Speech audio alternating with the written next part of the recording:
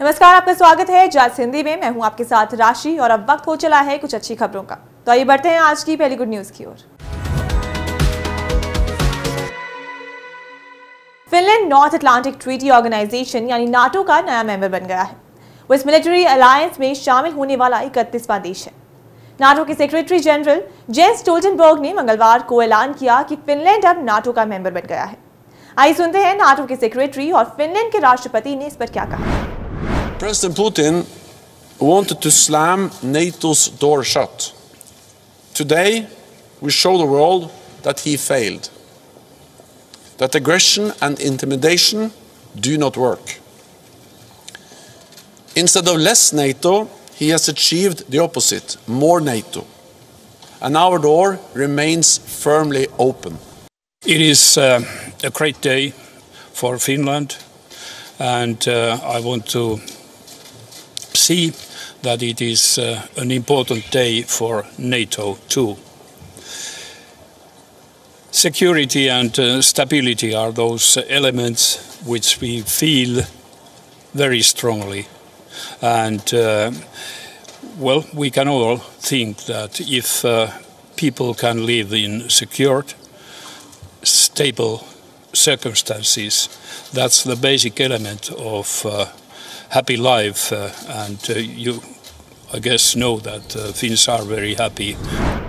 NASA 50 साल बाद चांद पर एस्ट्रोनॉट्स भेजने वाला है। आर्टेमिस 2 मिशन के तहत अगले साल 4 एस्ट्रोनॉट्स चांद के चारों तरफ चक्कर लगाकर वापस धरती पर आएंगे। इस क्रू में पहली बार एक महिला और एक अफ्रीकन अमेरिकन एस्ट्रोनॉट भी शामिल है। अपोलो मिशन के 50 साल से ज्यादा समय के बाद कोई इंसान चंद्रमा तक जाएगा। 10 दिन के इस मून मिशन के लिए क्रिस्टीना हैमॉक कोच को विशेषज्ञ के तौर पर चुना गया है। इससे पहले क्रिस्टीना सबसे ज्यादा समय तक अंतरिक्ष में रहने का रिकॉर्ड बना चुकी हैं। उनके अलावा अमेरिकी नेवी के विक्टर ग्लोवर को भी बतौर पायलट चुना गया है। वो पहले ब्लैक एस्ट्रोनॉट होंगे जो मून मिशन पर स्पेस जाएंगे। मिशन के लिए चुने गए 4 में से 3 एस्ट्रोनॉट्स अमेरिका के हैं, जबकि एक कनाडा का है। इन नामों की घोषणा ह्यूस्टन स्थित जॉनसन स्पेस सेंटर से की गई। मून मिशन के दौरान एस्ट्रोनॉट्स चांद पर कदम नहीं रखेंगे। ये एक फ्लाई बाय मिशन है जिसके तहत एस्ट्रोनॉट्स सिर्फ चांद के चक्कर लगाकर वापस आ जाएंगे। हालांकि अगर ये मिशन सफल होता है तो 2025 में आर्टेमिस 3 मिशन भेजा जाएगा, जिसमें जाने वाले एस्ट्रोनॉट्स चांद पर पैर रखेंगे। आर्टेमिस 2 मिशन के दौरान करीब 22 लाख किलोमीटर की यात्रा करेगा। इसका मकसद ये जांचना है कि ओरियन स्पेसशिप के सभी लाइफ सपोर्ट सिस्टम ठीक से डिजाइन किए गए हैं, जिससे एस्ट्रोनॉट्स को डीप स्पेस में जाने और 2025 में मून लैंडिंग के दौरान परेशानी ना हो। आर्टेमिस 2 वापस लौटने से पहले चंद्रमा के सुदूर भाग से कुछ 10,300 किलोमीटर दूर तक जाएगा। हैदराबाद स्थित स्काईरूट ने स्वदेशी रूप से विकसित अपने इस मोबाइल क्रायोजेनिक इंजन का परीक्षण नागपुर में solar industry propulsion test facility centre में किया। कंपनी के अनुसार परीक्षण के प्रभावशाली परिणाम प्राप्त हुए।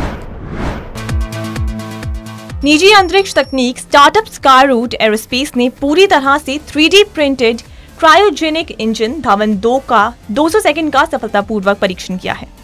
कंपनी ने ये जानकारी मंगलवार को दी। हैदराबाद स्थित स्काईरूट ने स्वदेशी रूप से विकसित अपने इस मोबाइल क्रायोजेनिक इंजन का परीक्षण नागपुर में solar industry propulsion test facility centre में किया। कंपनी के अनुसार परीक्षण के प्रभावशाली परिणाम प्राप्त हुए हैं।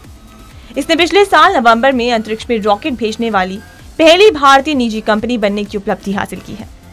धवन 2 इंजन स्काईरूट के पहले निजी तौर पर विकसित किए गए पूर्ण cryogenic rocket engine 1.0 KN thrust Dhawan 1 का अपडेट वर्जन है।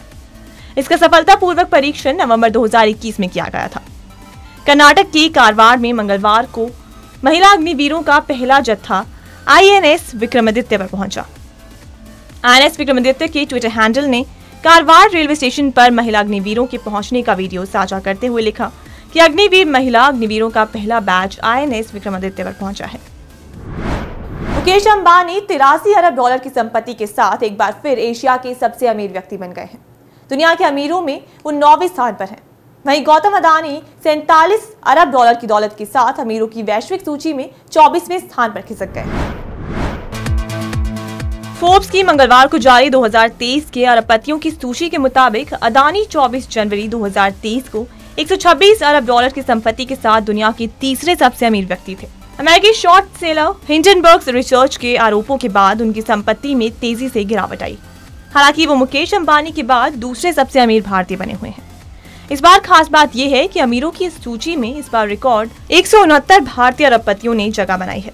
2022 में ये संख्या 166। हालांकि संख्या बढ़ने के बावजूद इन अमीरों की संपत्ति 10% घटकर $675 अरब रह गई है। 2022 में इनकी संपत्ति $750 थी। फोर्ब्स के मुताबिक मुकेश अंबानी की अगुवाई वाली रिलायंस इंडस्ट्री पिछले साल $100 अरब से अधिक की आय वाली पहली भारतीय कंपनी बन गई थी। उसका कारोबार तेल, दूरसंचार से लेकर खुदरा क्षेत्र तक फैला है। समुद्र के अंदर 8 किलोमीटर से ज्यादा की गहराई में तैरती एक विचित्र मछली मिली। अब तक सबसे ज्यादा गहराई में दिखने वाली मछली का रिकॉर्ड अब इसके नाम है। ये मछली जापान के पास दक्षिण पूर्व में मौजूद इजू ओगासावारा ट्रेंच के अंदर समंदर की तलहटी में दिखी। मछली को एक ऑटोनॉमस डीप ओशन वेसल ने देखा। इस रोबोटिक समुद्री ड्रोन को ऊपर से वैज्ञानिक कंट्रोल कर रहे थे। अचानक 8,336 मीटर यानी 27,350 फीट की गहराई में उनके कैमरे पर एक बेहद ही विचित्र मछली दिखाई दी। कैमरे के पास आकर उसने सिर्फ अपनी गुलाबी मुंह के ऊपर 2 आंखें दिखाई। थोड़ी देर बाद ही वहां पर और भी वैसी मछलियां आने लगी। समुद्र ड्रोन में लगे कैमरे से जब ऊपर उसे नियंत्रित कर रहे वैज्ञानिकों ने देखा तो उनके होश उड़ गए। असल में ये एक प्रकार की स्नेल फिश है। आमतौर पर ये मछलियां जापान में 8,022 मीटर की गहराई में दिखती हैं, लेकिन इस बार इनकी गहराई बहुत ज्यादा थी। इससे पहले सबसे ज्यादा गहराई में दिखने वाली मछली का रिकॉर्ड 81,000 मीटर था। वो मरियाना ट्रेंच में दिखी थी, लेकिन अब ये रिकॉर्ड इस स्नेल फिश के नाम है। इतनी गहराई में किसी मछली का सरवाइव करना बेहद मुश्किल होता है, लेकिन ये मछलियां कर रही हैं, जिससे वैज्ञानिक हैरान हैं।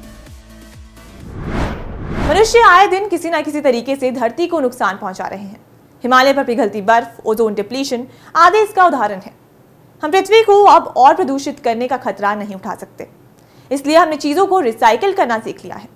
अपने संसाधनों का पुनः उपयोग करके प्रदूषण को कम करने और धरती को स्वस्थ बनाने में मदद कर सकते हैं। पुणे का एक स्टार्टअप है जो ऐसा ही एक काम कर रहा है।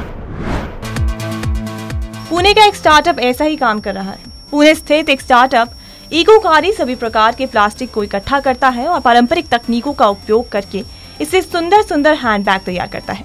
इको का अर्थ होता है पर्यावरण के अनुकूल और कारी का अर्थ होता है कारीगर। वेबसाइट पर उनका विवरण कुछ इस प्रकार है। हमारा नाम कारीगरों और पर्यावरण के बीच संबंधों का प्रतिनिधित्व करता है और वो दोनों परस्पर और अन्योन्याश्रित हैं। भारत की हस्तशिल्प विरासत ने पर्यावरण से लगातार प्रेरणा ली है और धरती माता हमेशा से हमारे जीवन का एक अभिन्न अंग रही है। ये लोग भूमि और महासागरों को प्रदूषित करने के लिए नियत कचरे को इकट्ठा करते हैं और इससे सभी प्रकार के उपयोगी और नैतिक रूप से उत्पादित हैंडबैग में बदल लेते हैं। नंदन भट्ट एक इंजीनियरिंग और मार्केटिंग के बैकग्राउंड वाले व्यक्ति हैं। नंदन के पास एक अच्छा बैंक बैलेंस था और वो आराम की जिंदगी बिता रहे थे। कॉर्पोरेट नौकरी करने वाले भट्ट किसी तरह प्रकृति से जुड़े। भट्ट ने इकोकारी की वेबसाइट पर लिखा, इस तरह उन्हें तनाव मुक्त होने में मदद मिली। इस बीच उनका कई चीजों से सामना हुआ और शहर में कचरा देखकर उनका मन दुखी हो जाता था, खासकर प्लास्टिक कचरा जो डिकम्पोज नहीं होता। गुड न्यूज में आज के लिए सिर्फ इतना ही। फिर लौटूंगी कुछ अच्छी खबरों के साथ। तब तक के लिए मुझे दीजिए इजाजत और देखते रहिए जय सिंधी।